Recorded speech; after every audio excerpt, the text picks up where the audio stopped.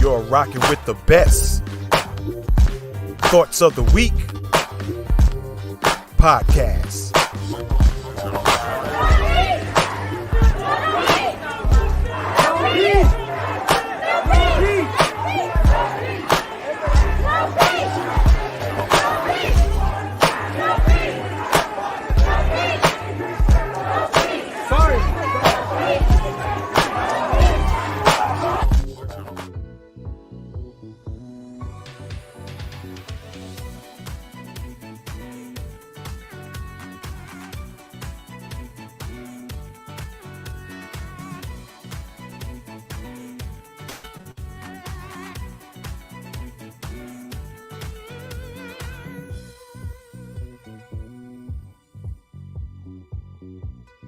What's good? What's good?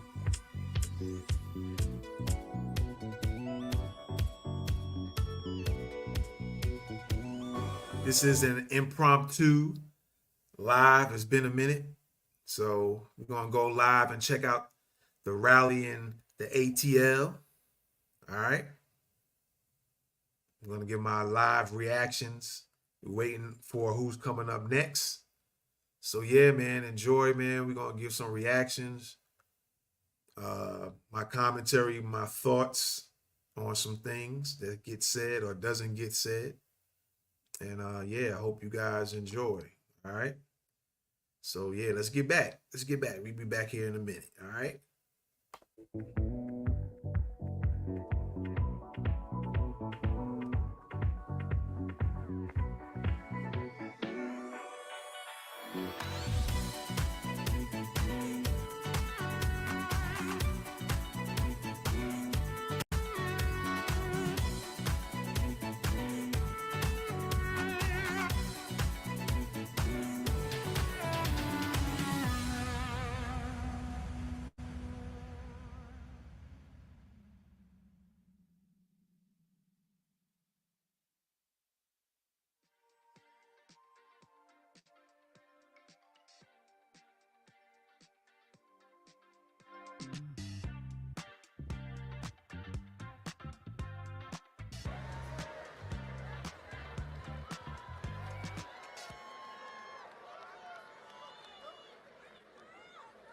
Hello, everyone. My name is Chastity Singleton, and I am a freshman at Georgia State University.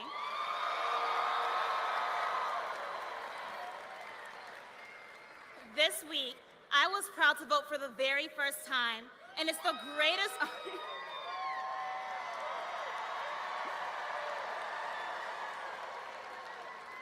and it is the greatest honor of my life to go from casting my very first ballot for Vice President Harris to sharing a stage with her tonight in my home state.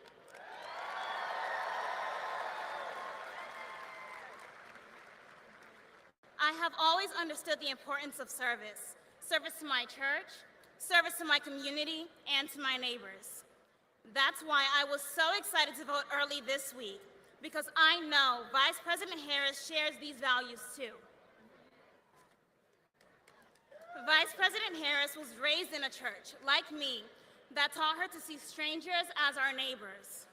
Last Sunday, at a church right here in Georgia, she reminded us that we have more in common than what separates us.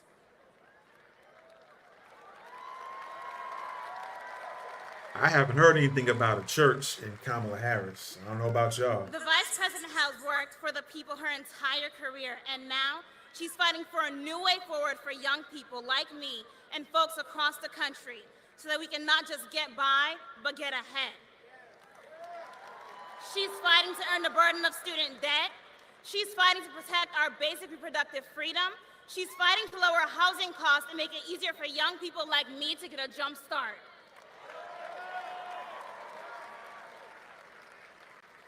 Donald Trump, on the other hand, is running because he wants to help one man, himself. But Georgians won't let our country go back. 16 years ago, our country chose hope. 16 years ago, my parents got to cast their vote for President Barack Obama and help make history.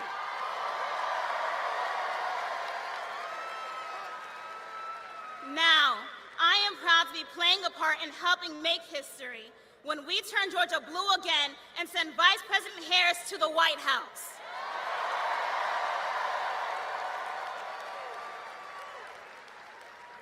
Georgia, join me in choosing a new way forward in electing Kamala Harris as our next president.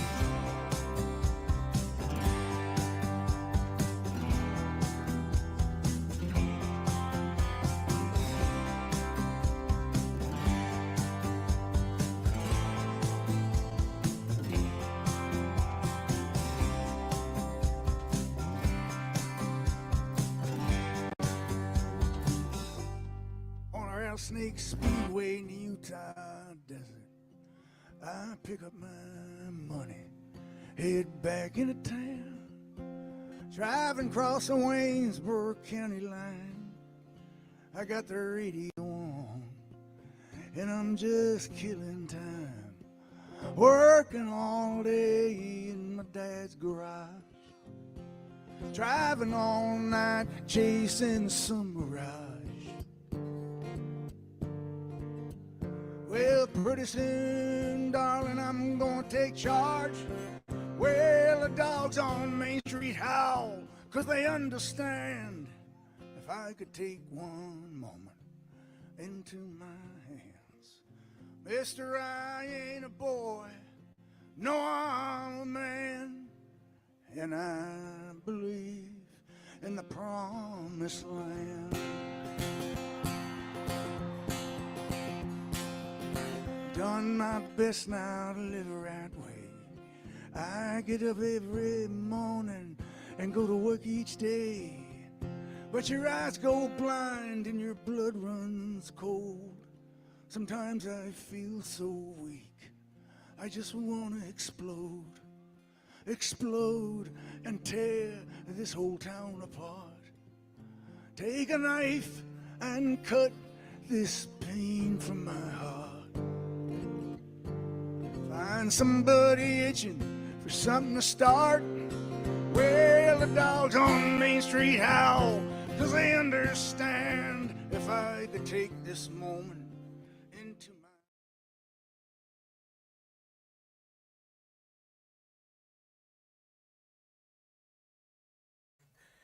Yeah, I ain't trying to hear. I'm not trying to listen to that.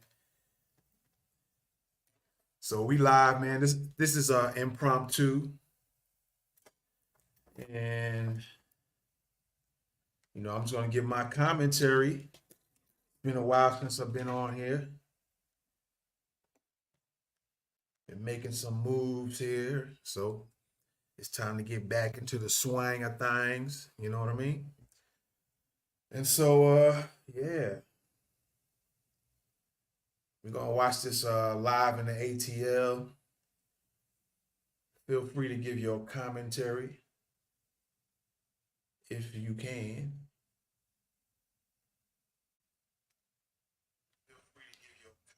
All right, I know I'm good on that. So, yeah. Get that out the way. All right, so, yeah. They said Barack is in the building. They said Kamala's in the building, or Kamala. So, yeah, we're going to give our commentary, man. Appreciate y'all coming in. Welcome. Thoughts of the Week podcast. Got a different layout this time. You guys on the screen, I think I'm gonna use this for a while, you know, and build some other layouts for the future. But you know, I like this style of layout. And yeah, we're gonna get into it, man. I'm not, like I said, we're not trying to hear homeboy right there. I ain't anyway. So, but again, I appreciate y'all being in here. And I think this is the live rally. So let me just check out some things real quick to be sure.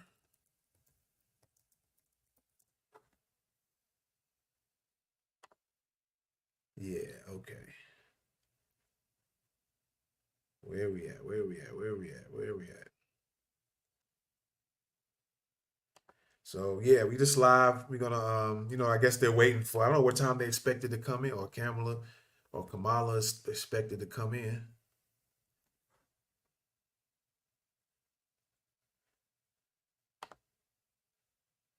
Yeah. So yeah, we're watching it live. Atlanta, Georgia is up in the building. All right. So what do you guys think? Who you guys think is going to win? Put it in the comments. Don't be scared. Don't be shy. I'm not going to do anything to you. But who do y'all think is going to win? All right, who y'all think going to win here? Let me see something. Should I change my background a little bit? Let me see here. Let's try something.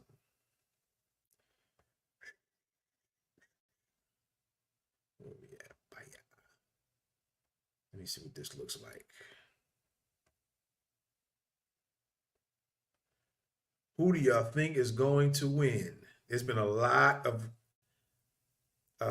things going on, if you will. Let me see where we at. Aren't you there? All right, there you go. So there's been a lot of things going on. Yeah. Oh, let's change this mirroring back to the other way real quick here. Yeah, let me see if we can flip that. Booyah. There you go. So to look straight. But yeah, it's been a lot of things going on, man. And I purposely, other than once in the blue moon, every now and then posting things on Facebook stories. But I've really been kind of staying away from,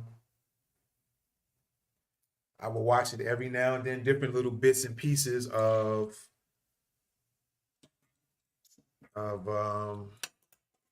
whether it was an interview, whether it was a rally, probably rallies more than anything else. I watch something here and there because I don't want to watch everything and keep on being embedded in it. I wanted to pull myself away from it for a few. That way I can come back, take a peek at some things here, take a peek at some things here, look on the internet here and there, and then withdraw, and then sit down and analyze what's been going on, and getting analytical and critical observation and thinking so that I can draw my own conclusions. And you know that there's been a big thing about the black men, us black men. It always seems like every time there's something going on with voting, they got to come after us black men. And a lot of people don't really say nothing. Well, this time around, some black women been speaking up from different places, sometimes on mainstream media. Your local ladies will comment and put things online. So black women been standing up and speaking up, and a lot of black women have been waking up to see how this whole game of politics gets down, and a lot of black women is not liking the fact that they trying to wag the finger Barack Obama at the black men, right? I think they said Barack did this when he was president, was doing the same thing before. So a lot of black women are coming to waking up that weren't waking up before prior. And I always had this thought, and I had this observation. A lot of times in the past, it seemed like with black women, and of course it's not all, but it seemed like a lot of them are so in tuned with what goes on in their relationships, personal, but then when it comes to their relationships with politics and the government, they act as if like they don't know what's going on, and it seems like they fall asleep. But they don't fall asleep when it comes to their relationships and what's going on and who did this and who did that and who didn't do this. But when it comes to politics, all of a sudden, the eyes are covered on it. But I say this time, a lot of black women have taken the wool off the eyes and started seeing some things going on. So yeah, man. So a lot of people have been women, men and women, black men and women have not been appreciating what's been going on. And a lot of times you can see when these rallies go on, you can look in the backgrounds, like if it's Kamala, you can watch in the background when she says certain things, how people are really reacting or their facial expressions. You could tell that some of them really ain't feeling it, but for some reason they just have to be there and get the experience to be in there. But they was really not feeling what was going on. Because you could tell it in their facial, right? And another big thing is that, the thing is going around, speaking of the black men again, is that there's been a lot of talk about black men from maybe 40 and younger really not feeling what's going on with Kamala and all the pranks and the game playing. A lot of people been waking up. As a matter of fact, maybe on the next podcast, we're going to show that. Let me see something real quick here. What happened? Oh, well. Oh, no, that's the video. Hold on. Let's go with the overlay. So, yeah, there's been a lot going on. And the talk of the town is the younger black men. And they try to make it seem as if,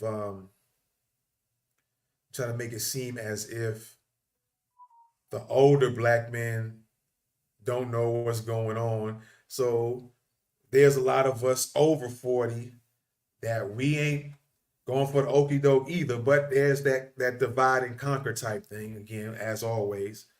The old versus the young, the light skin versus the dark skin, the men versus the women, always trying to put that divide amongst black folks and never do it with anybody else.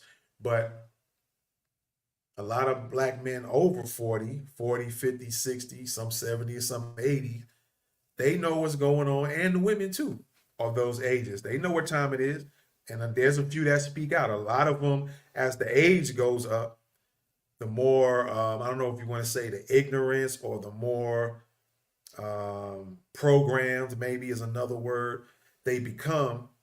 But from, let's say, I even go with 90 years old. There's some black women in their 90s that know this is all game and they know what time it is, but it's a small amount.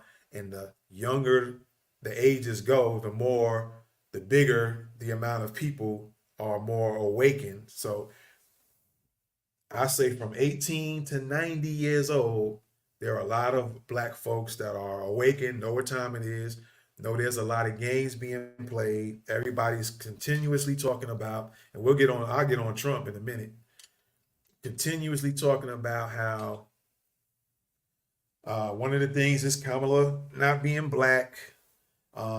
that's been going on. And a lot of people, a lot of ignorant comments, because some person said something about, well, she went to a HBCU, she went to Howard, so that makes her black.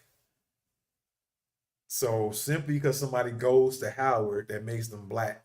But there's Asians going to Howard. There's other ethnicities going to Howard. So does that make them black too? So a lot of ignorant comments being made and being said and spoken on, which makes no sense at all. And yeah, a lot of crazy nonsense. You know what I mean? Makes no sense at all. And yeah, we got 12 days left. 12 days to go. You know, and we gonna see what happens. And I noticed also, like I said, I've been doing a lot of critical observation as well as critical listening and then critical thinking, putting it all together, right? And I've been noticing, and this is no cake for Trump, but I'm gonna be doing some other episodes soon, and you'll see. I might say some things now, but then maybe I'll do the next episode, the next podcast episode, and or broadcast, if you will. You'll see when I show the videos, you'll go, oh, I see what you're saying. I feel what you're saying. But right now, I'm just gonna say, you got the things where Trump is a racist. Trump is who's some dude they said he was wanting to fashion or pattern himself behind some white supremacist or something like that. I forget the name. The name escapes me. And then you hear, what's interesting is you hear one side and it seems like it's a pattern. This group is constantly saying the same thing, same thing, same thing, same thing, same thing, same thing, right? And with no details, with no explanation, with no receipts, right? They just keep saying the same thing, same thing, same thing. This is what I'm observing: critical observation and critical listening. You hear the same thing over and over, the same thing, the same little comments, but they never give you the details of it, right? They never give you the details of it. Let me see what's going on real quick. Okay. They over there getting their dance on, all right. They out there getting their dance on in the crowd. But yeah, there's been a constant thing over and over, making the same comments. And one thing I thought came to me, a critical thought after having the critical observation and critical listening, a critical thought came to me. And that critical thought is they're all, whether they realize it or not, all these people you might see on The View or on this show or on that show or on stage at these rallies, they keep kind of pumping the same things.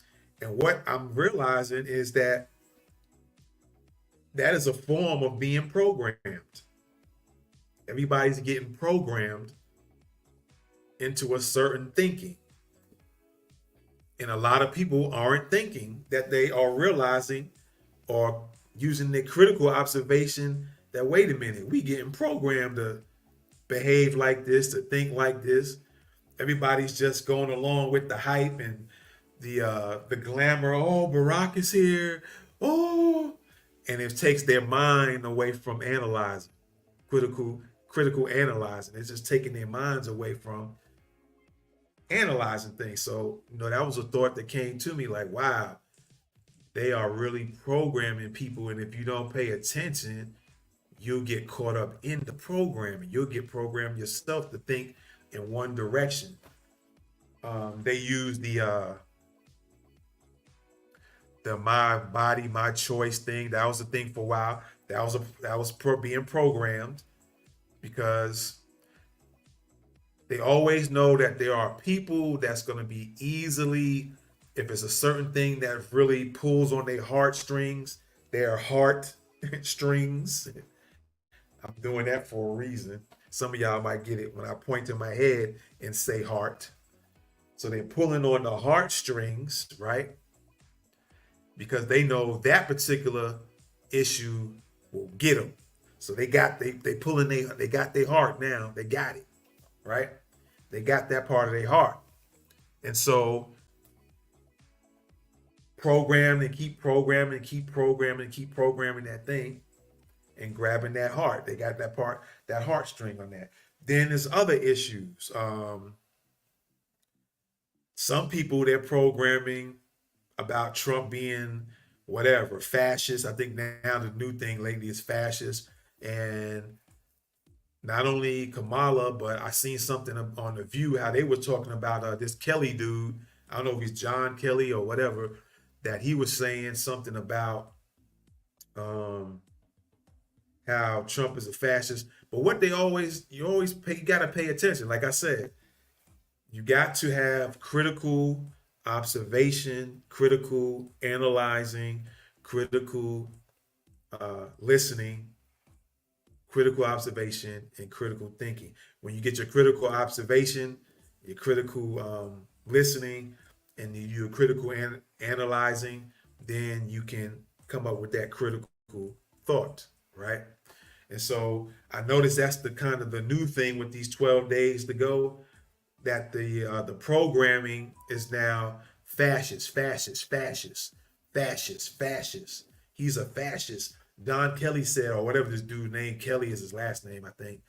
Kelly said he's a fascist. Then they go all going around saying, yeah, all the people that worked under him, under Trump, are saying he's this. Let's listen to this guy. You know, I did a video on him. He sold y'all out. I'll talk about it in a minute if I get to thinking. Let's hear what he got to say, though. He sold a lot of black people out and did black people wrong. Well, hello, Georgia!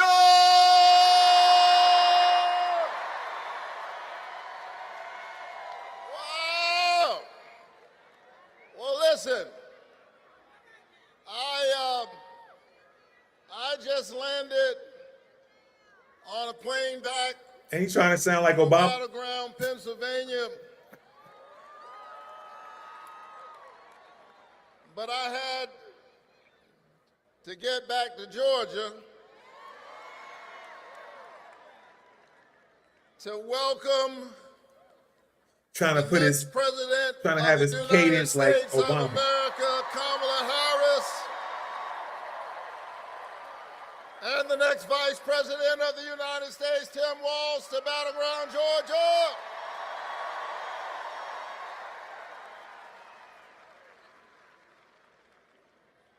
Back in 2021, Georgia literally saved the country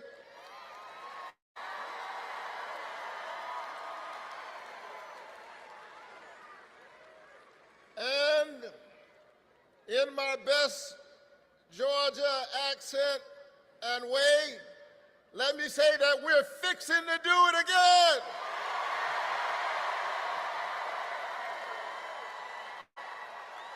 Are you ready to win this election?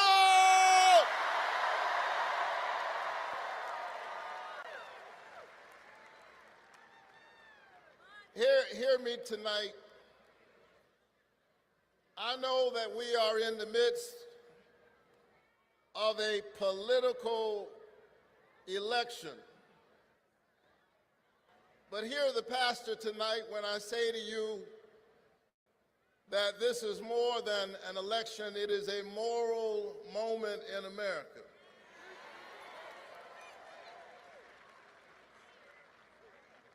It's really hard to overstate how much is at stake. Here's the thing, we already know who Donald Trump is. That's not what this election is about. It's about who are we.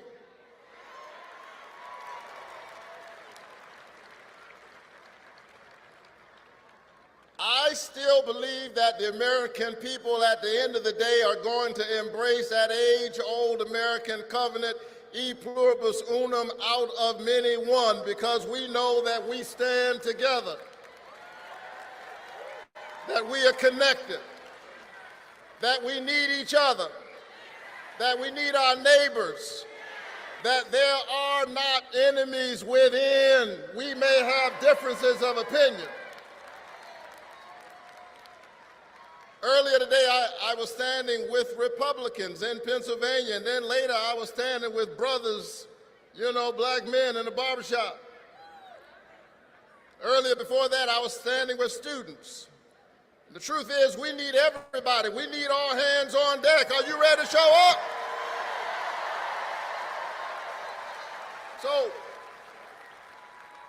So let me defy Baptist gravity and be brief. There's a lot of talk these days about what black men are going to do. Let me speak to that for just a moment.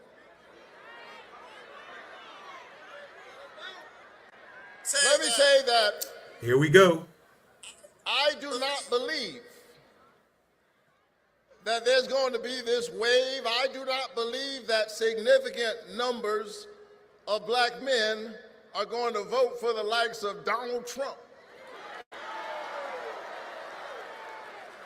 I don't believe that. Programming. Now, we are not a monolith. There will be some, but there won't be this wave. After all, we know who Donald Trump is. We're not confused. We know that this is the man who was held accountable by the Justice Department because he wouldn't even rent apartments to black people. We know who Donald Trump is. Wait a minute. Hold on. We know Hold this on. is the man who took out a full-page ad in the New York Times. Hold on. And said that 5 young men of color who had been accused of a heinous crime should receive the death penalty. And when it became clear that they were not guilty, when the Central Park 5 became the exonerated 5, he said he still stood by what he said. We know who Donald Trump is. Now I'm going to turn this down for a second and say this. Now,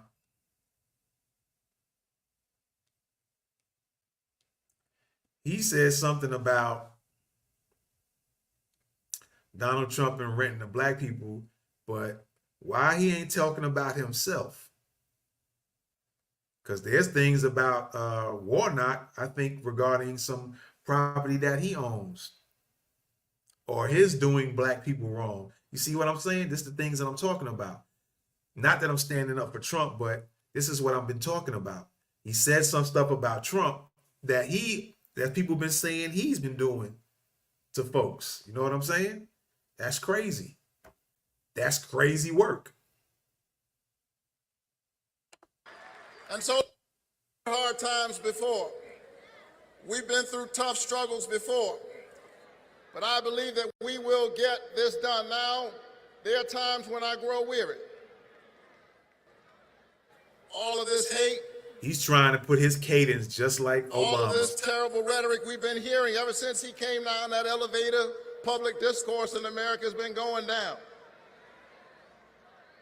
And every now and then I grow weary, and when I grow weary, I look up, and because I'm a preacher, I'd love to tell you that I see something profound in the heavens. But all I really see is birds flying by. But I like to see geese fly. Why? Because geese fly in a V formation. And the one out front who is getting all the glory and all of the sunlight, the wind on his face, believe it or not, the one out front is actually working the hardest. But what I like about geese is that when the one out front finally gets tired, he just moves further back in the formation And when he moves back, she moves up and takes his place.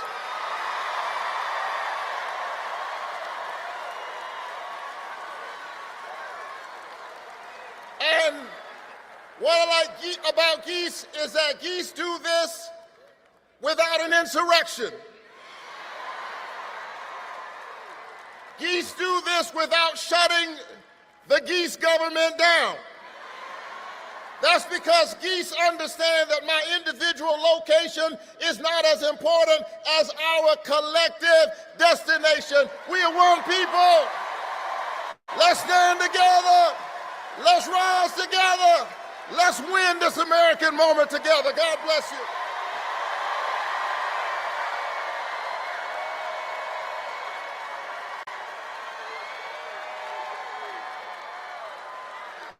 All right, that's Raphael Warnock, who keeps the door locked on his own people.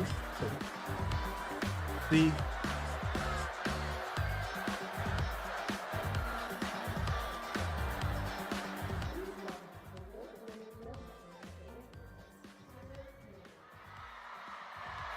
so who we got coming up next here? Oh, this dude, boy.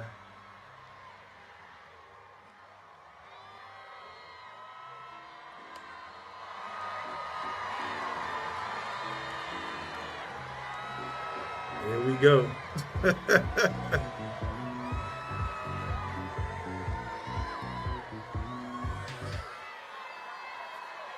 I'll be right back, man.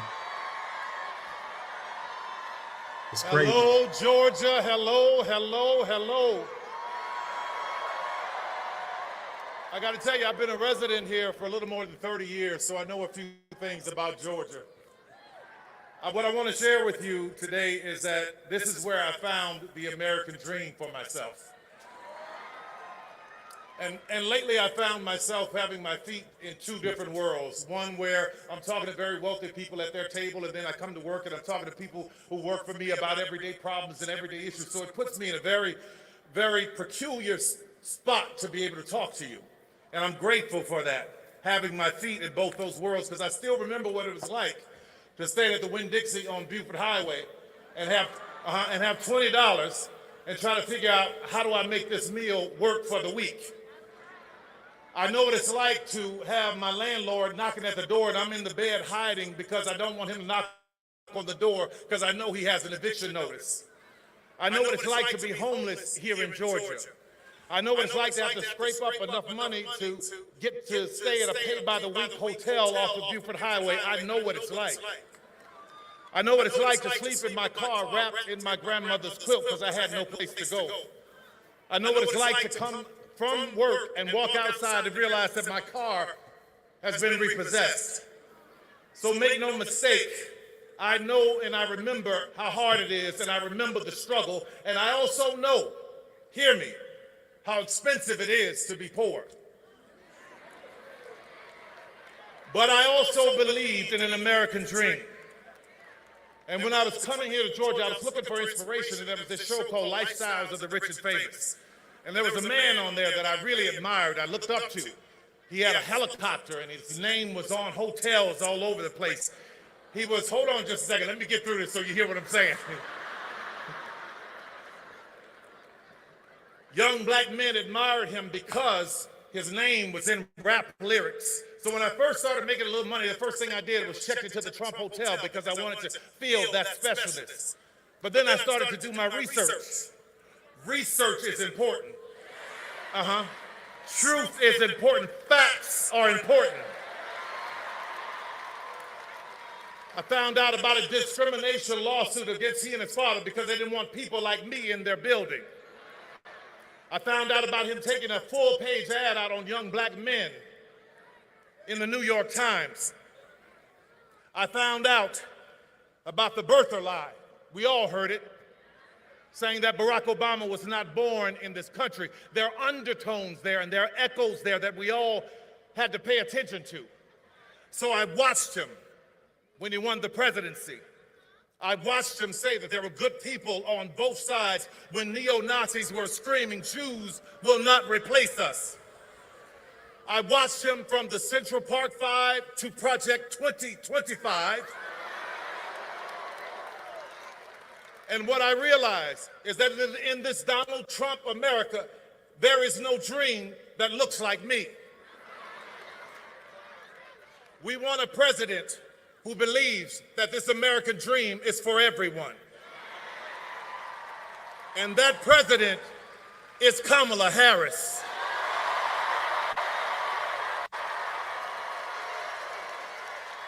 We want a president that understands, like I did in Georgia. When I came here, I didn't have anything, but I had a dream. So I worked, and against all odds, I worked my way to where I am now. It was here in Georgia. See, in Georgia, you know what we do? We don't sit around and complaining. We go to work. It was here where I became a studio owner. My first studio was on Krog Street. Now that is Krog Street Market. And then I bought another studio, which was on Greenbrier, right near Greenbrier Mall on Continental Colony Parkway. So and it was there that Barack Obama came in 2012 to do a fundraiser. So what's the big deal about him talking about himself and not talking about the policies that Kamala has, right? See, these are things I'm going to point out. He's talking about Charlie Brown and the property that he got and the talking womp womp. But what are they telling about the policies of Kamala, right? What policies is he talking about? He's not talking about nothing about policies, right? He's not talking about who's going to be in Kamala's cabinet, the immediate cabinet. You notice he ain't talking about none of that, right? So again, you're getting programmed, right? Right now, where we hire thousands of people are coming through that doors, and I don't care what was stacked up against me. I don't care. I didn't pay attention to that. What I paid attention to was how do I help somebody. I broke through that door, laid it down on its side, and let it become a ramp so that somebody else can get higher too. Yeah. Again, what does that have to do with Kamala's policies? He's talking about what he did and how he came up and the money he made, but nothing about Kamala's policies, right? You're constantly being bombarded with all this other nonsense, right? What about the policies, Tyler? What about the policies? All this other stuff. He's not talking about anything policy related. Let's talk about an American dream. Right? You're supposed to be voting for a president, right? But why isn't he talking about policies? And what I realized when I bought it, that seniors around, their taxes were going through the roof. So what I did was, I said, no, you're not going to come here and take these seniors' houses. I paid everybody's taxes off for years so that they can keep their houses. When an 85-year-old woman in Coweta County lost her house to a fire and wanted a place for all her grandkids, I rebuilt that house for her. Most recently, I saw in the AJC a story where there was a woman who hired this contractor and he gutted her house and left her there with nothing. She was living in a house with no plumbing and no walls for years. I rebuilt that house for her. Why am I telling you this? I'm not telling you this to be bragging. What I'm telling you about it is, what I want you to understand is I have compassion for our seniors. So when a candidate says that we have lowered the cost of insulin to $35 for seniors, why that not make it candidate free? has my vote. Why not make it free for seniors? Recently, there was a family, a woman who was murdered by her husband, and she had 3 kids that were college age. I put all those kids through college. So when I hear a candidate say, we are going to do what we can to reduce student loan debt, that is a candidate that I can stand with. I stand with a candidate who has an American dream for everyone. She stands with us. And she has an American dream for our children. And let me tell you something about the children. I don't know if you remember, but her DNC speech was great, right? But there's a moment that you may have missed. When the cameras were rolling and she was walking around and the balloons are falling and confetti's falling, I'm watching her smile and wave. Her family comes out. But there are 2 little girls on the stage. and I see her constantly making sure they're okay, not getting too close to the edge. That's what you want. See, the little things will tell you about the heart of a person.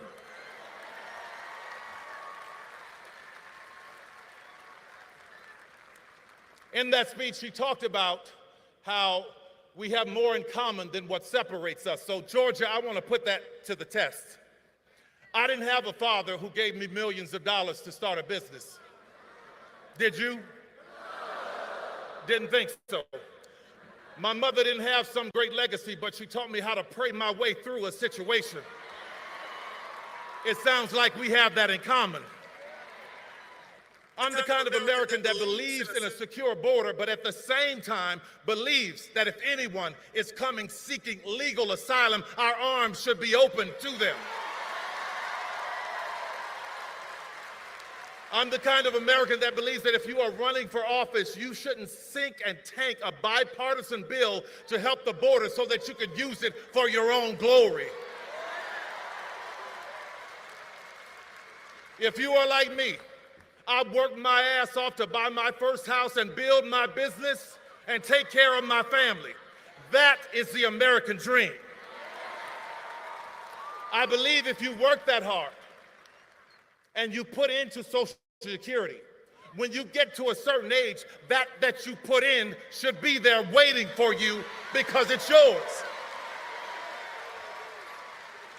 I believe that we all should have affordable health care and it not be replaced with the concept of a plan. What the hell?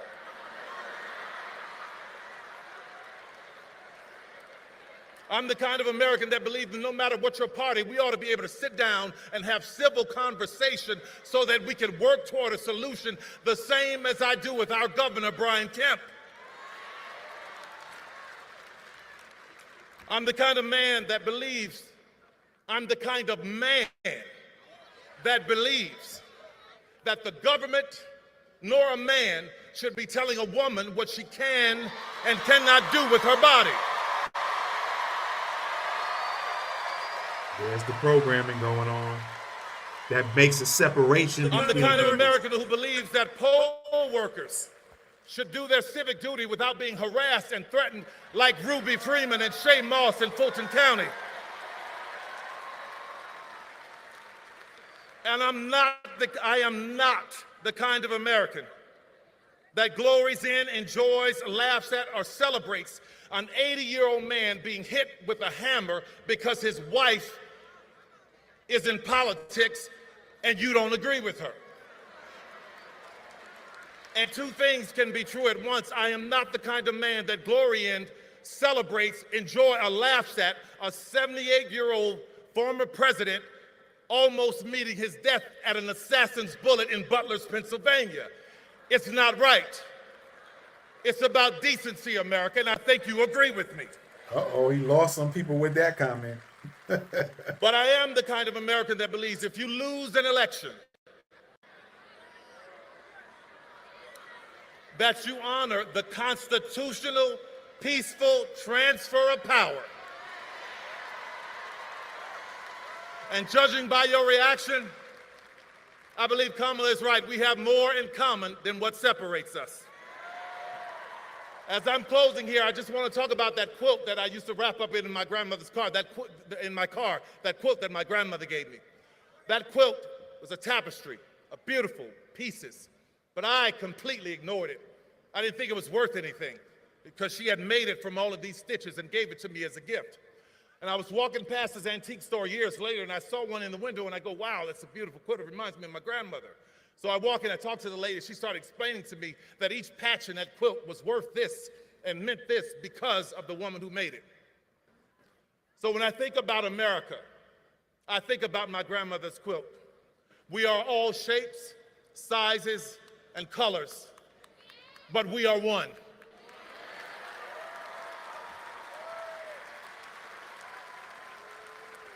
And it was so important for me to stand with a candidate who understands that we as America, we are a quilt. And I could never stand with a candidate who wants America to be a sheet.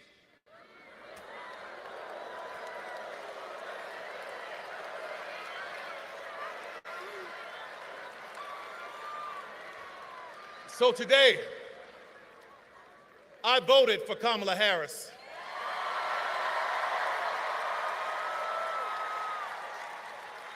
And Georgia, it was only about 11,400 votes that separated Trump and Biden. So every vote counts. So I stand here, full-throated, with my full chest, begging you, imploring you, let's get out and make Kamala Harris the 47th president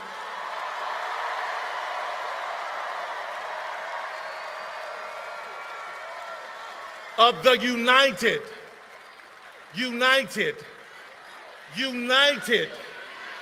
States of America. Thank you, everybody. God bless you.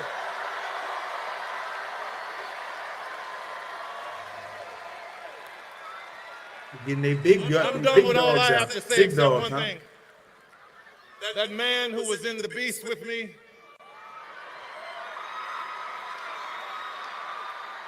you know him, Michelle's husband. One I've always admired and looked up to, and I'm glad to be able to say this. Ladies and gentlemen, the 44th President of the United States, Mr. Barack Obama.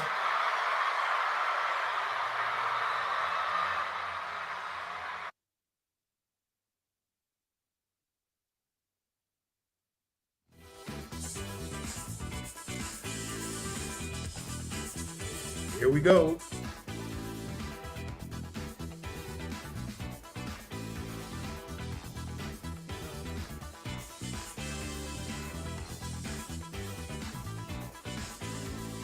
Let's see if he busts a rap. Let's see if he does another Eminem. Or will it be a Southern rhyme he does this time? Hello, Georgia. Are you fired up? Are you ready to go? It is good to be back in Georgia. Good to be back in Atlanta. And this is quite a lineup you've had here. You got my buddy Bruce Springsteen. You got Tyler Perry. You got a couple of guys from those Capital One commercials. If that doesn't get you fired up to vote, I don't know what will. Now, you've heard this already. I am going to repeat it. We are going to keep repeating it. Here in Georgia, early voting has already started. So if you have not already, go vote. Return your absentee ballot. If you're going to vote, remember to bring your photo ID. If you need to figure out where My to go, question is go to iwillvote.com. the programming of go vote, go vote, go vote, go vote, go vote, go vote, go vote. But they never tell you what you're voting for and what you're going to get for your vote. It's just go vote, go vote, go vote, go vote. Program, program, program, program. And by the time you go vote, go vote, go vote, go vote, when the smoke clears, let me know what you got for that vote. Just tell me what you got for it. See how your life improves by vote, vote, vote, vote. All this, the programming of vote, vote, vote. We know this election is going to be tight because a lot of Americans are still struggling. As a country, we've been through a lot. As a country, we've been through a lot over the last few years.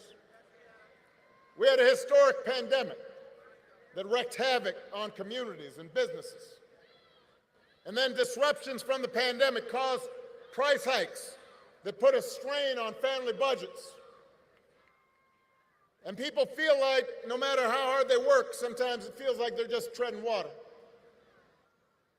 So I get why people are looking to shake things up. What I cannot understand is why anybody would think that Donald Trump will shake things up in a way that is good for you, because there is absolutely no evidence that this man thinks about anybody but himself. I've said it before. Donald Trump is a 78-year-old billionaire who has not stopped whining about his problems since he rode down that golden escalator 9 years ago. And when he's not complaining, when he's not sending out crazy tweets, he's trying to sell you stuff. He's trying to sell you gold sneakers, trying to sell you a $100,000 watch, trying to sell you a Trump Bible, wants to sell you the Word of God, Donald Trump edition. Got his name right there next to Matthew and Luke. Now, you cannot make this stuff up. If this was on a Saturday Night Live skit, you'd say, well, no, that's crazy. But he's doing it because all he cares about is his ego, his money, his status. That's his mindset. Those are his intentions. And then there's the question of his competence. I mean, have you seen Donald Trump lately? He out there giving 2-hour speeches, just word salad. Said the other day, January 6th was a day of love, he said that. Like it was Woodstock or Coachella. If your grandpa was acting like this, you'd call up your brother, call up your cousin, and you say, hey, have you noticed Grandpa? He acting kind of funny right now.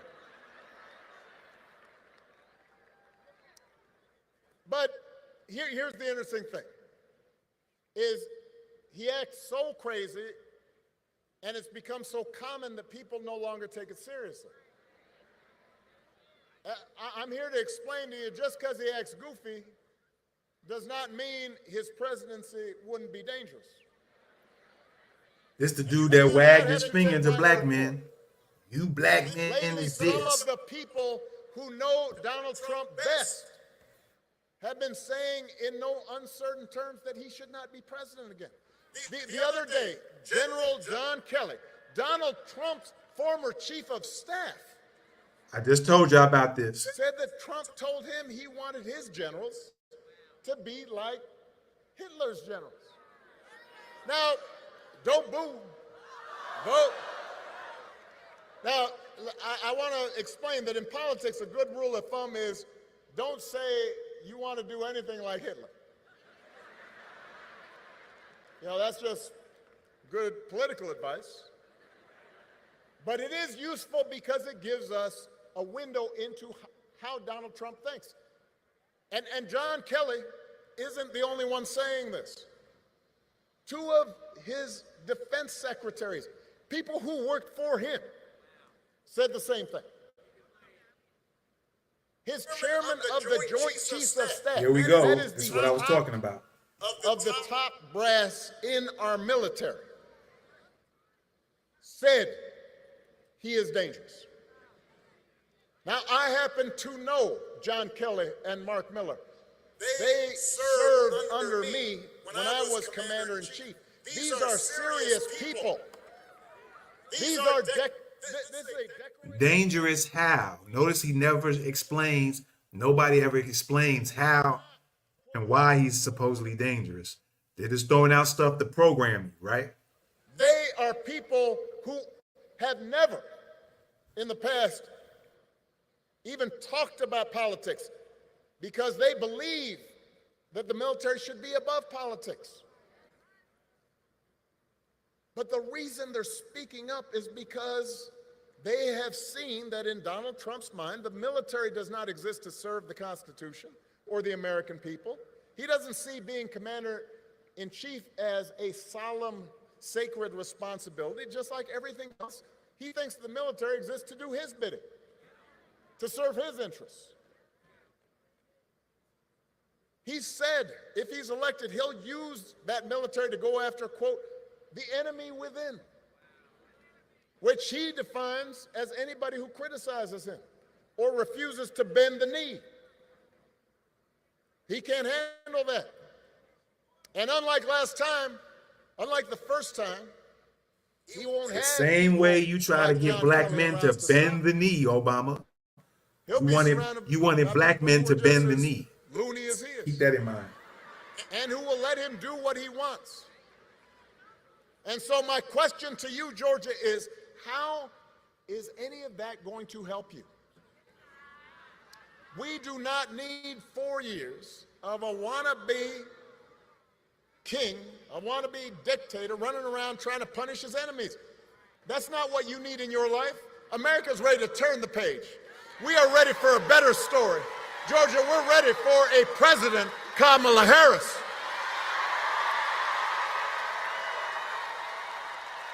He waved the finger at one of black men. And the good news is that Kamala Harris is ready for the job. This is a leader who has spent her life fighting on behalf of people who need a voice, who need a champion. Kamala wasn't born into privilege. She was raised in a middle-class family. She worked at McDonald's when she was in college to pay her expenses. She didn't pretend to work at McDonald's when it was closed for a photo op. She actually cares what people are going through because she's seen it in her own family, in her own life. As a prosecutor, Kamala stood up for children who'd been victims of sexual abuse.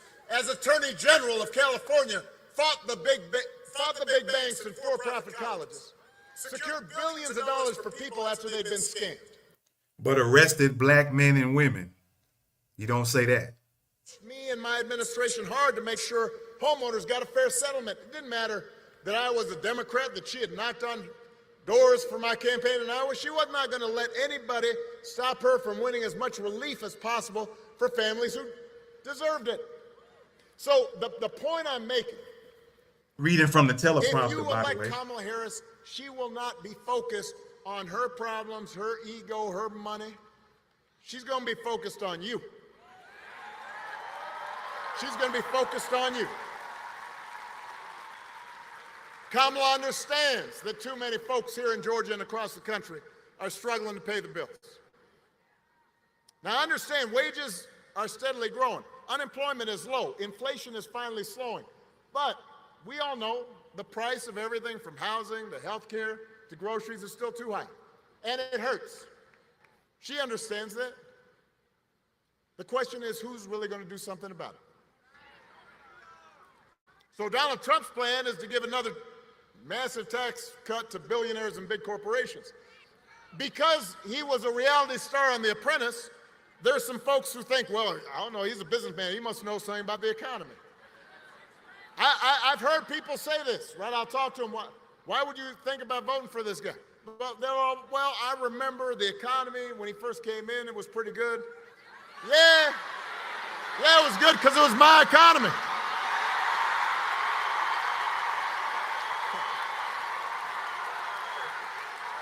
Was it really? How did you get that? I had spent 8 years cleaning up the mess that the Republicans had left me. And then I handed over 75 straight months of job growth to Donald Trump. And all he did was give tax cuts to folks who didn't need it, drove up the deficit in the process, and now he wants to do it again.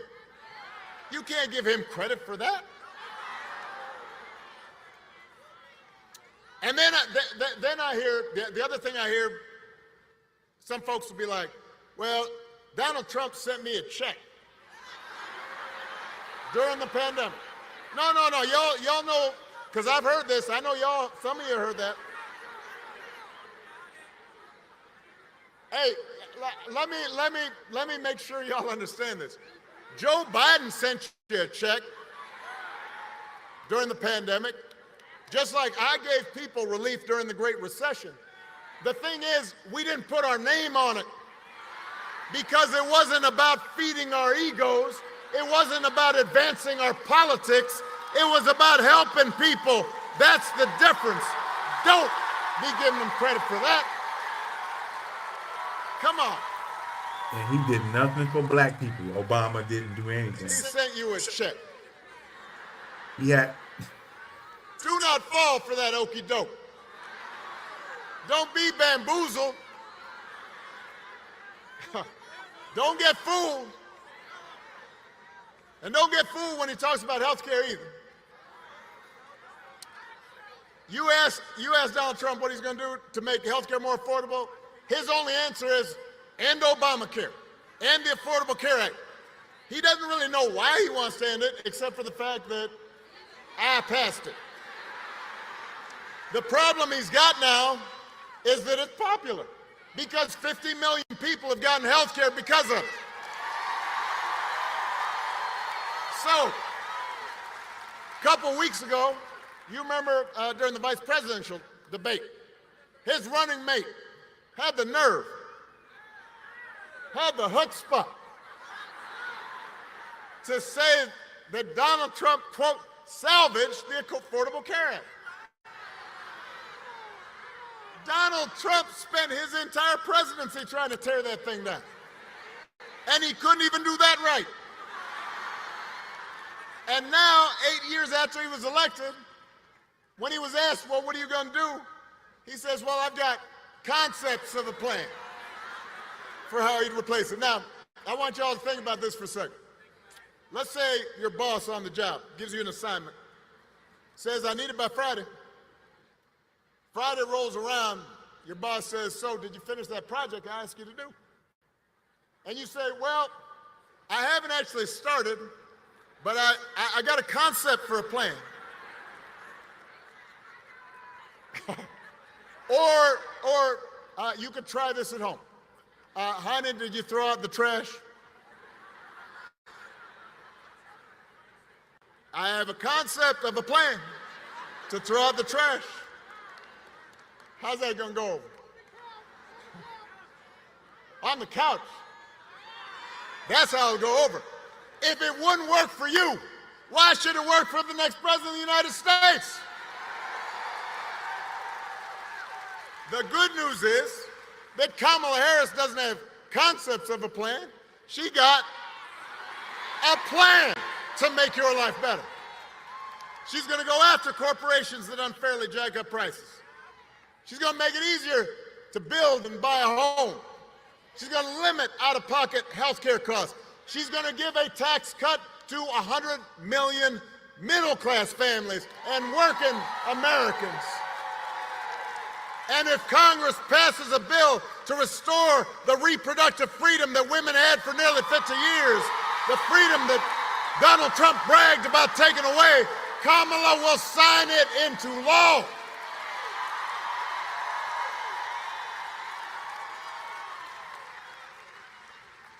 It's an example of how elections matter. And I have to say, I get why folks get frustrated with politics. I do too sometimes. I don't watch cable news, because sometimes I get why people block it out. It just seems like everybody arguing and fussing. But I always tell people, yeah, look what he's doing. Politics, it's not going to solve all your problems. No president is going to eliminate poverty in one term. Now look or at eliminate the exit strategy. Because those problems are hard. It takes steps. Hold on. We're going to cut him down for a second. Your vote matters because that little bit of a time. It wasn't hard for them people coming across the border getting them $15,000, $5,000 cash and this and that. It wasn't hard for them, right? You see the games being played? It wasn't hard then. But now he's trying to give himself and Kamala out just in case. It's hard. It's hard. Yeah, it wasn't hard for the illegal aliens to get in there, right? It wasn't hard then. For how to deal with a pandemic, because we had dealt with Ebola, we had dealt with the H1N1 virus. We put together a plan, and we practiced, and we had all the agencies in terms of how you're going to deal with the schools and how we're going to deal with the public health agencies. And we put it all together, and when Donald Trump came in, we gave him that playbook. And he, I guess, dropped it in the dustbin. 3 years later, a pandemic hit. And I want to be fair. Listen to me now. No matter who was president, the pandemic was going to be a huge crisis.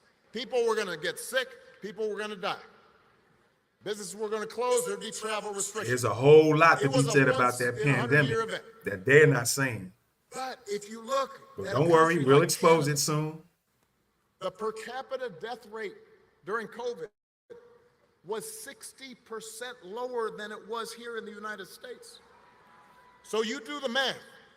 Over 1 million people died during the pandemic here in the U.S. 60% of over 1 million, that's 600,000 people. That's grandparents. That's aunts. That's uncles, parents, co-workers, friends. Everybody here was touched by it. Some people might have been alive if we had had a competent administration who was paying attention and trying to do things better instead of talking about injecting bleach into your arm. Now, you remember that if somebody tells you it doesn't make a difference. It will not make things perfect, but it does make a difference. To have somebody who is competent, somebody who sees you, somebody who respects you, somebody who cares about you, somebody who understands your dreams. And you need to remind folks who are still on the sidelines that the election is about more than just policies. It's about values, and it is about character. No, it's about policy. Some of you know, when I was growing up, I didn't have a father in the house. But I did have people around me. Stepfather, grandparents, teachers, coaches, and most of all, my mother, who tried to teach me the difference between right and wrong, who showed me what it meant to be honest and responsible, to work hard, to treat other people the way I wanted to be treated. And look, I was a knucklehead sometimes when I was a kid, and I didn't always. The way he live up to allowed those black values, people to even as a get young treated adult. under But his presidency, over time, I internalized those values. And as an adult, I said, the way he did stuff for other this is my groups foundation. and not black And I people. suspect most of you grew up the same way. And one of the most disturbing things about this election and about Trump's rise in politics is how we seem to have set the values we were taught aside, how we seem to disregard them, how we pretend they don't matter. When Donald Trump lies about hurricane aid, you've got a hurricane in North Carolina, people desperate, and he and his vice president candidate deliberately circulate rumors that that money is being given to illegal aliens, illegal immigrants, as opposed to people who are desperate. When he cheats or shows utter disregard for our Constitution, when he calls service members who died in battle losers, or fellow citizens vermin, people make excuses for it. They act like it's okay as long as their side wins. And I've noticed this especially with some men who seem to think Trump's behavior is a sign of strength, that macho, you know, I'm going to own these folks, I'm going to put them down. I am here to tell you, that is not what real strength is. It never has been. Real strength is about working hard and taking responsibility and telling the truth even when it's inconvenient. Real strength is about helping people who need it and standing up for those who can't always stand up for themselves. That's what we should want in our daughters and our sons. And that's what I want to see in the President of the United States of America. And the good news is, we've got a candidate to vote for in this election who demonstrates that kind of character, who knows what real strength looks like, who will set a good example and do the right thing and leave this country better than she found it. That is what this election is about. And that is why it is my honor to introduce my friend, the next President of the United States of America, Vice President Kamala Harris.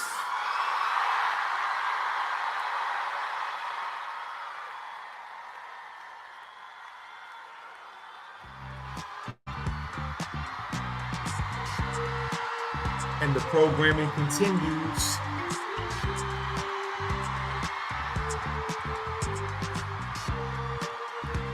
All right, Secret Service is in place.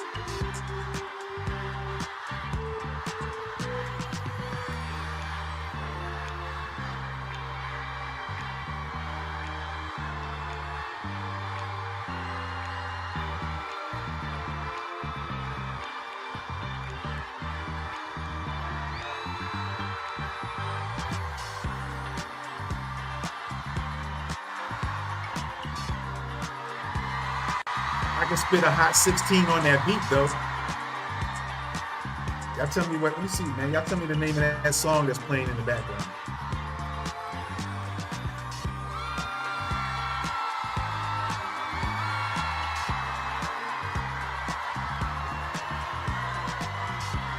Good evening, Georgia!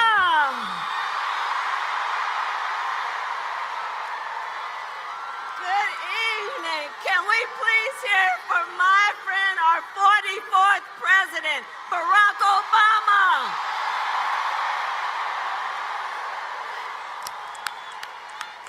Oh, it's good to be back in Atlanta. All right, all right. So, I love you too. I love you too. So you all may know, it was 17 years ago. It was over 17 years ago when I took a trip to Springfield, Illinois. It was a cold February day.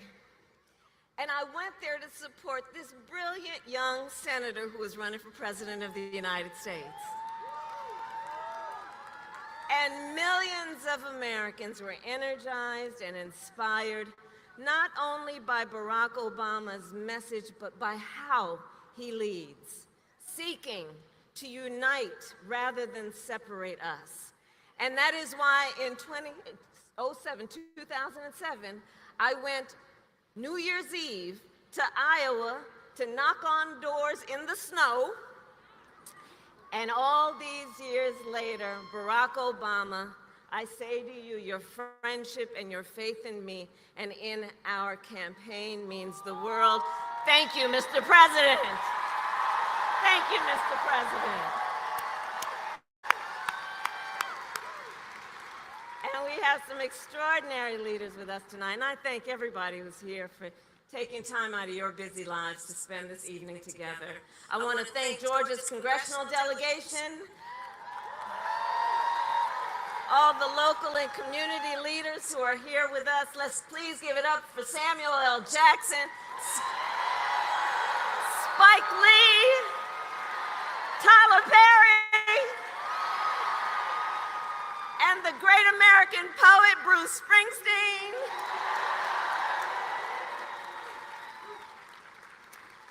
So Atlanta, before I was Vice President of the United States, before I was a United States Senator, and before that a two-term Attorney General for the state of California, and before that a district attorney and a courtroom prosecutor. And in those roles, I took on perpetrators of all kinds, predators, fraudsters, and repeat offenders. I took them on and I won. And you put black men and women Georgia, there too. In 12 days, And you kept it's some Donald in. Trump's turn. And you kept some black men in jail, and I think women too, past their time they were supposed to be in jail. All right? Marinate on that one. Consequential elections of our lifetime, and I don't need to tell you voting has already started, and everybody here knows it's going to be a tight race until the very end. So we have a lot of work ahead of us, but we like hard work. Hard work is good work. Hard work is joyful work. And make no mistake, we will win. We will win. We will win. Or as a certain former president would say, yes, we can.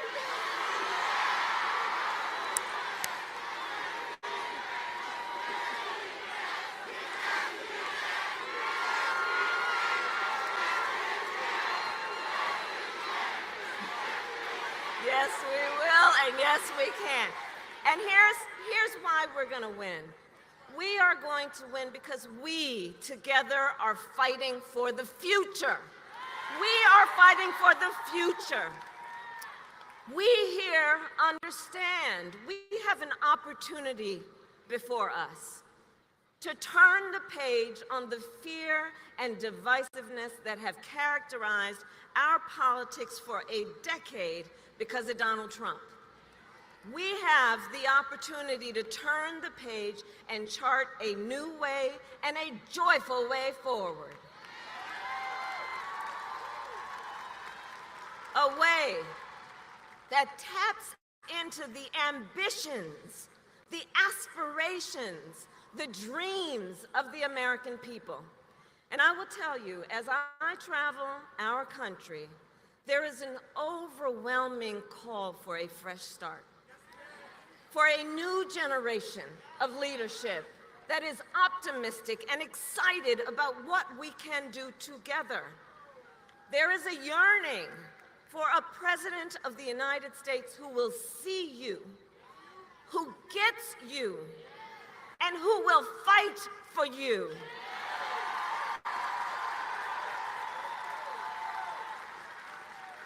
And my whole career, I have put the people before partisanship. I never once asked somebody, are you a Democrat or are you a Republican? Instead, I always asked, how can I help you?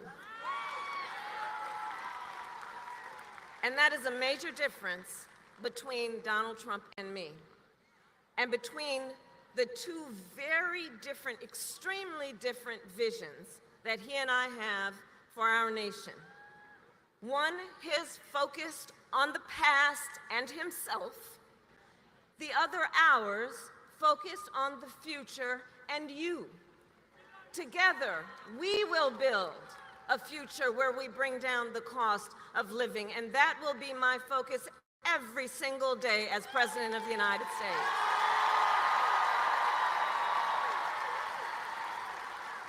Because look, while inflation is down and wages are up, prices are still too high. You know it and I know it. And unlike Donald Trump, who had $400 million served to him on a silver platter and still managed to file for bankruptcy 6 times, he talks about being a good businessman. Come on. Unlike him, I grew up in a middle-class neighborhood with a working mother who kept a strict budget and did everything she could to make sure my sister and I had all that we needed. I come from the middle class, and I will never forget where I come from. I will never forget where I come from. Which is why my common sense plan will lower the prices you pay on everything from prescription drugs to groceries to housing. On the other hand, Donald Trump will raise costs on you and your families. In fact, independent economists have analyzed our plans and found that mine will cut your costs and strengthen our economy. His will increase inflation and lead to a recession by the middle of next year. These are independent economists, Nobel laureate, prize-winning economists who have reviewed our plans and are very clear. And his agenda is all laid out in Project 2025. A detailed and dangerous blueprint Y'all need to for get what Dr. he Claude will do Anderson if as he one is of your elected president. economists.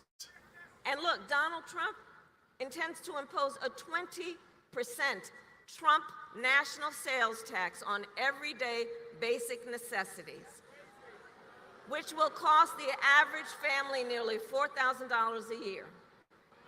On the other hand, I will take on price gouging, corporate price gouging. I've done it before, and I will do it again.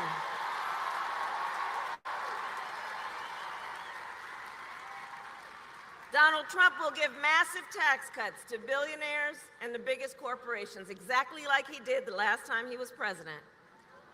I will give middle-class tax cuts to 100 million Americans, including $6,000 during the first year of a child's life, that will also lift that will also lift America's children out of poverty.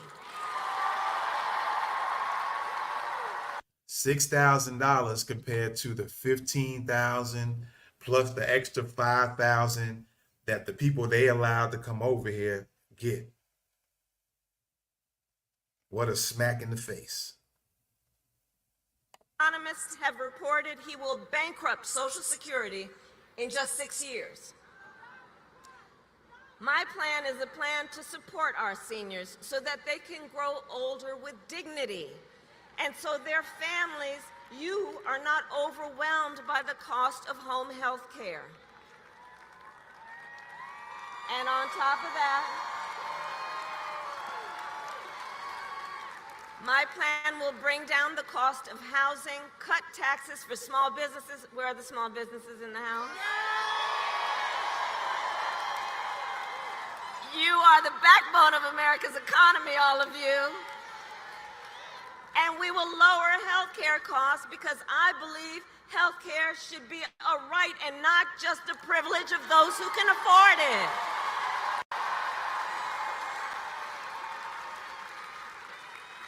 Donald Trump, on the other hand, intends to end the Affordable Care Act, or like we like to call it, Obamacare.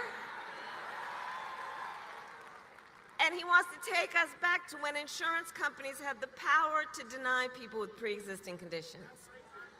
Well, we are not going back. We are not going back. No.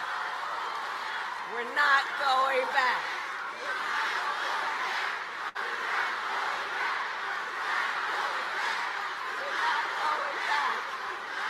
We're not going back. No, we are not, because we will move forward, and it is time to turn the page.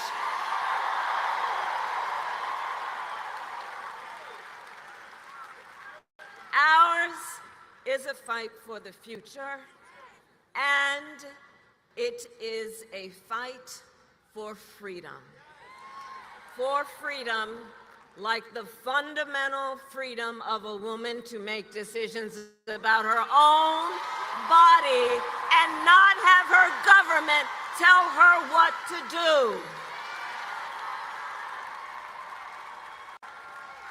And we remember how we got here. Donald Trump hand-selected 3 members of the United States Supreme Court with the intention that they would undo the protections of Roe versus Wade, and they did as he intended. And now, in America, 1 in 3 women lives in a state with a Trump abortion ban. I don't need to tell the folks here, except for Virginia, in every state in the South, including Georgia, there is a Trump abortion ban. Many with no exceptions, even for rape and incest. And let me tell you, the idea that someone who survives a crime of a violation to their body would be told they don't have the authority to make a decision about what happens to their body next, that is immoral. It is immoral. It is immoral. And everybody here knows one does not have to abandon their faith or deeply held beliefs to agree the government should not be telling her what to do. Not the government. If she chooses, she will talk with her pastor, her priest, her rabbi, her imam, but not the government. Not some folks. But they sure told y'all women what to do when it came to them vaccines. They didn't imply the same your body, your choice then. Even acknowledge the pain and Just like Dick Gregory said, the games they play. that, quote, everybody wanted. A lot of y'all women, they didn't imply that same rule. It was your choice, your body, your choice when that pandemic hit and you took them vaccines. They didn't apply the same rule then. Denied care during miscarriages. Some only being treated once they develop sepsis. They didn't want this. Couples just trying to grow their family have been cut off in the middle of IVF treatments. They didn't want this. Women have died because of these bans, including a young mother of a 6-year-old son right here in Georgia. Her family is here with us tonight, and we speak her name, Amber Nicole Thurman. Some women died when they pushed y'all and forced y'all to take them vaccines. Some women died for that. Some women died when they had to take vaccines before they can go back to their jobs. And people still need to collect their money on that because it was said that all of that was unconstitutional. Some of y'all families whose moms died or females or relatives that died need to collect that money. And what he does and what he's likely to do. And I pledge to you, when Congress passes a bill to restore reproductive freedom nationwide, as President of the United States, I will proudly sign it into law. Proudly.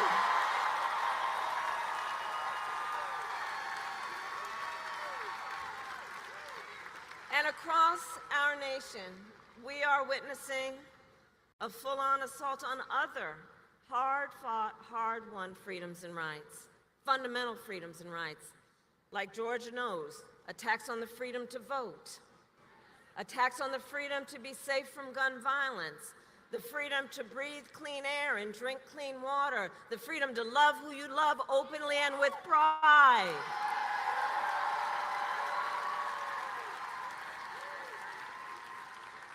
And as Atlanta knows well, generations of Americans before us led the fight for freedom. And now, the baton is in our hands. It is in our hands. And so I'd like to speak in particular to all the young leaders that I see here this evening. I see you. I see you. I see you. And to you I say, you all have grabbed the baton.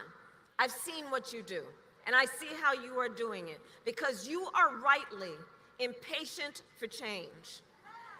You, who have only known the climate crisis, are leading the charge to protect our planet and our future.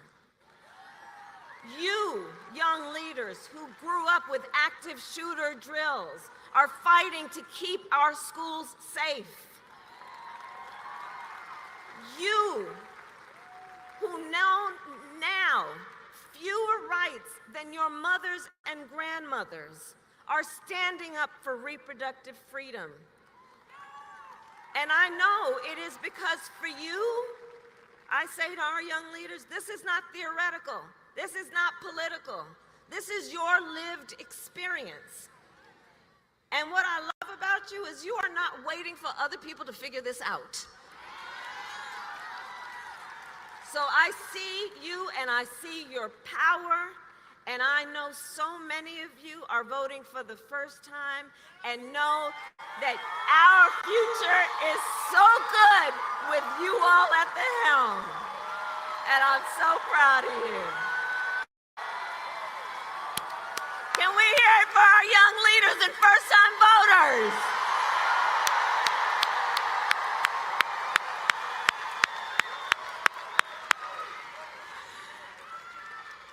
So listen, so much is on the line in this election, and this is not 2016 or 2020.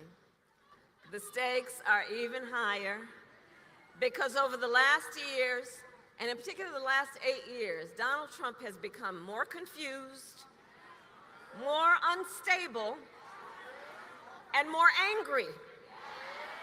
You see it every day. He has become increasingly unhinged. But last time, at least there were people around him who could control him. But do notice in this election, they're not with him this time. In fact, just this week, America heard from John Kelly, a retired 4-star Marine general. I told you they was going to start talking about Trump's that. White House chief of staff. To start programming it in your head. That as Told you. president, Trump praised Hitler, moment to I think told you. about what that means. That Trump said, quote, Hitler did some good things. And I told that you they're gonna Trump get the wished people he from had The generals View, like Hitler some news people gonna start who would doing be this and loyal keep to programming it Trump because they're and not trying to to pull on America's the heart, the This heart. is not They 2016. pulling and on it's the not heart of some of those who are going to gravitate towards including that, because just a few that months feeling ago, of, the United oh, States what? Supreme You said Court this? told the former president that he is effectively immune. And I'm not standing no up for matter Trump. what Like he I does said, in I the got White something for House. Trump too. Now just imagine Donald Trump with no guardrails. I always said he was like a mixed bag. He who will claim unchecked and extreme power if he is reelected. That's the Who same has same thing they said vowed about that he her. will be a dictator on day one. Who calls Americans who disagree with him, I'm going to quote, the enemy from within. You know what that harkens back to? He's calling Americans the enemy within, who says that he would use the military to go The after next them. episode, I'm gonna show y'all a And video. he who has called for the quote, Pay attention to what she's saying, and I'm gonna show you of the something Constitution the next time I go of live. the United Watch. States. Let us be very clear. Someone who suggests we should terminate the Constitution of the United States of America should never again stand behind the seal of the President of the United States of America. Never again. Never again.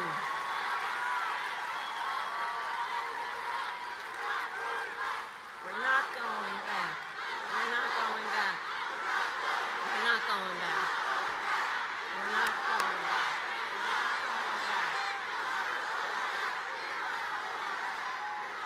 So, America, there is a huge contrast in this election. Just imagine the Oval Office in 3 months. Picture it in your mind. It is either, but there's a choice that everybody has. So let's imagine it for a moment. It's either Donald Trump in there, stewing over his enemies list, or me, working for you, checking off my to-do list. You have the power to make that decision. It is your power. It is your power. So, 12 days. All right. So, okay, we got work to do. Okay, so Georgia, listen, it all comes down to this. We are here together because we know what is at stake. We are here together because we love our country. We love our country. And I do believe it is one of the highest forms of patriotism to fight then for the ideals of our country and to fight to realize the promise of America. That's why we are here. And as the great Congressman John Lewis reminded us, democracy is not a state, it is an act. So Georgia, now is our time to act, and together we will win. We will win. We will win. So, Election Day.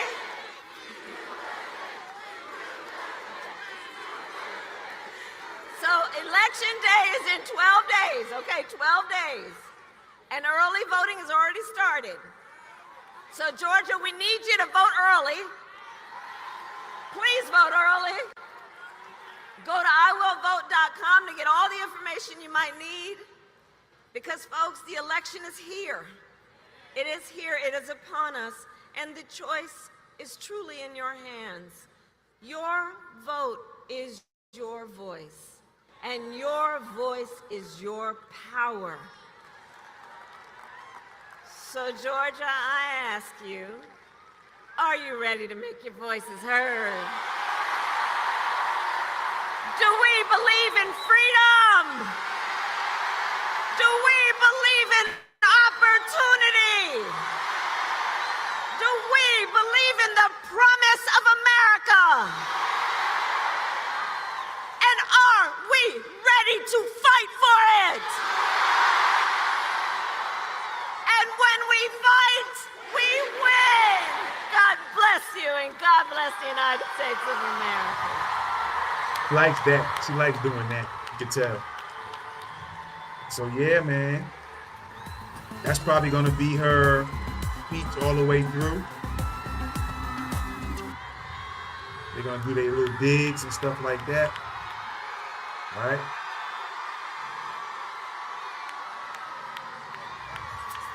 Secret Service is in full effect. You can check them out in the background.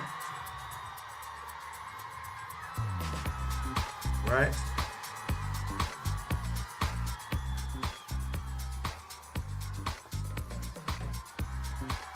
Now, one of the things that you haven't heard at all, at least I know I haven't heard, is who is she going to pick to be in her cabinet? Her immediate crew, if you will. You know, if you're going to talk a little street terminology, who's going to be in her crew? Does she become president? Who's going to be the right hand? Who's going to be the underboss, if you will? Who's going to be the main advisors? You know, you see, because that never really gets talked about when people run for president. And then you find out kind of later on or while they're in office, and then you start hearing about who's this person's going to be, who's that person going to be. And nobody never seems to really look up their backgrounds. Because if you start looking up the people's backgrounds, who's going to be in her crew, you know, the team she's going to put together, that might start painting a picture and forming some things and letting you know all clues of a direction that she'll be going into, right?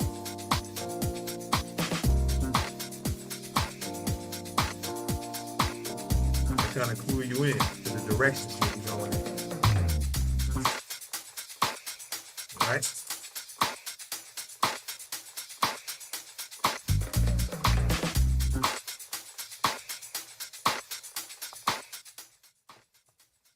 So yeah, there you have it, man, ladies and gentlemen. So, you know, I broke a few things down in between. I try to let them do more talking, and then, you know, I chimed in a little bit here and there as to what's going on. Like I said, in the next coming days or so, I'll be back on here live again.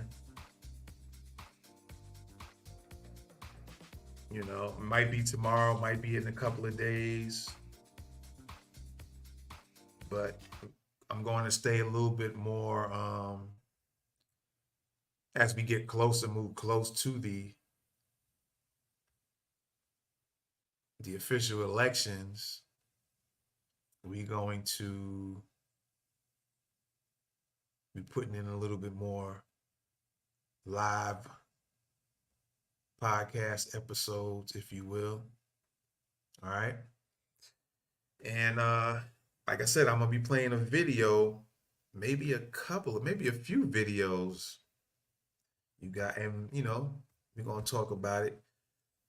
You'll be interested in seeing, you know what I'm saying? So yeah, I appreciate y'all, man. Thanks for the people who chimed in on the comments. I appreciate y'all. Keep it going, man. Continue to comment on things that are moving you to comment on. You know, so shout out to y'all. For everybody who put the comments in, we showed them on the screen. We thank you. Yeah, 12 days to go. 12 days to rock, you know. I think what I'm gonna probably do is I guess whenever the next Trump rally comes up, we'll do this thing again, and I'm gonna make my comments then. I was gonna say some stuff, but I think I'll just save it until a live rally comes up. 'Cause like I said, I'm not all the way on board with him either. Neither one of them, because Trump was at first in one direction and seemed like he was going in a direction that might have been pretty beneficial, if you will. And then all of a sudden he started kind of veering off, going to taking another route instead of sticking on the route he was on. So, and then when you check out my news channel, we went through some things on there as well. So y'all be sure to go to What's the 411 News on YouTube, Facebook, I think Twitter, Twitch. And also what I think I'm gonna start doing as well when I go live streaming, I'm gonna start going on Twitter Spaces live as well. All right, I think I'm gonna do that as well. I don't know if I'm going to go on my personal page or if I'm going to go on our Thoughts of the Week podcast Twitter page. But I haven't decided yet. I probably can go on both. I have another thing I can do both, but I might do one or the other. So I'll decide on that. As a matter of fact, I'm gonna find out when the next Trump rally comes, and we'll go live again. Listen to him a little bit. Listen to some of the people that might come on before him, if we can stand it. Or maybe I'll keep it on until he comes on. And then, when he comes on, he says his thing, I'm gonna give my comments on him too. He's not immune to getting commented on, so because he's got some issues too. Let's put it that way. Although, like I said, there's a video I'm gonna show that, like I said, I always said he was a mixed bag, and I always said that he's clever, or at least I recognize clever when he says certain things. I pick up on it like, oh, okay, I see what you're trying to do. And they said stuff here that they didn't give the full details of it, and of course they're not going to, because they're trying to program the heart. All right, so of course they're not going to do that, and they know, just like I understand, that there are certain people that are going to gravitate to certain words, certain phrases, and it's going to pull on their heartstrings. You know what I'm saying? Their heart strings, right? And it's just going to pull on it. And once they grab them by the heart, they locked in. And so they're going to automatically go for them. But that's why I said sometimes you got to sit back and move yourself away from all the stuff a little bit, then come back and peep some stuff out, then back out, come back again, peep some stuff out, and always use your critical observation, critical listening, critically analyzing, critically thinking, and you'll start to see, oh, okay, I see the game. So, yeah, so we might be back tomorrow. We'll see. But we're going to be a little bit more frequent. So I'm going to guarantee you that all the way till, what is the November 5th, I'm not mistaken. And you seen Warnock earlier talking about Trump and his dad regarding the black tenants that they supposedly did him wrong. But Warnock didn't say the stuff that he did against black people. I think it was older black people. See, that's what I'm saying. It's always a game. And like I said at the beginning of this, they're using programming tactics. That's all they're doing is programming tactics. They know the certain words that'll grab you in the head, get you locked into a certain frame of mind, and then they got you. That's what I've been critically observing, critically listening to, and then analyzing that. Like, that's what they're doing. They're programming, and there's a lot of people that are being programmed to be a certain way, not really researching and looking into stuff. Because there are some things that Trump did that was positive for black people, but they ain't telling you. There's a lot of stuff that he actually did. But one video I'm gonna show y'all between now and election night about what he did that she said she was going to do, and then none of them have done it. And you're gonna have somebody co-sign that Trump did it.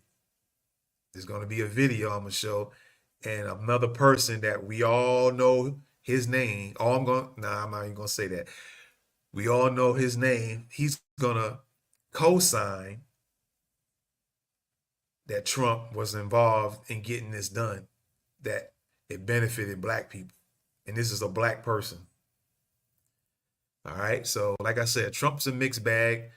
He says certain things, and I kind of think I get why he says certain things. And then there's other things that he says is almost like double speaking. He says this thing here, and then all of a sudden he says this over here at the same and within the same sentence. You know what I'm saying? So it makes you wonder, like, okay, what is he trying to do? Is he trying to appeal to both without making people realize what he's up to? Or is he really trying to say this, but he's saying this right here? So you guys got to pay attention. And I said that this election season is going to wake a lot of people up, and there's going to be a change after this season's over with, especially when other people start running for president. It's going to be a whole different thing from here on out. That's what I've been critically observing and coming to this conclusion. So, yeah. So again, I appreciate y'all, man. Thank y'all for coming in. I'm gonna get on out of here because my eyes is like, y'all be thinking I'm smoking weed or something. I never smoked weed in my life the way I got my eyes looking right now. Never smoked weed at all.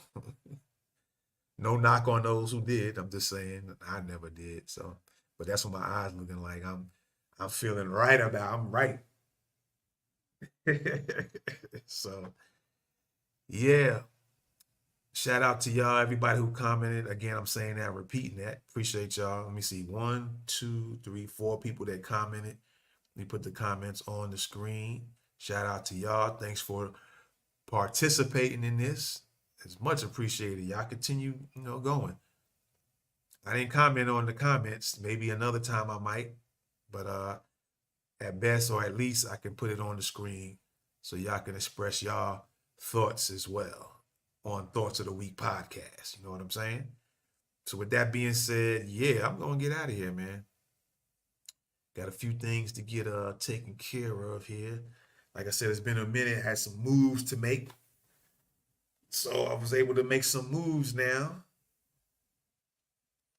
Some changes, some things I was doing. And now I'm able to do this impromptu live and get on with the folks, get on with y'all, get on with the people. So appreciate y'all. Yeah, I'm definitely go on these Twitter spaces at the same time. And then maybe on top of you guys commenting on the next one we do, whether it's another live or we're going to do a Trump rally live this time.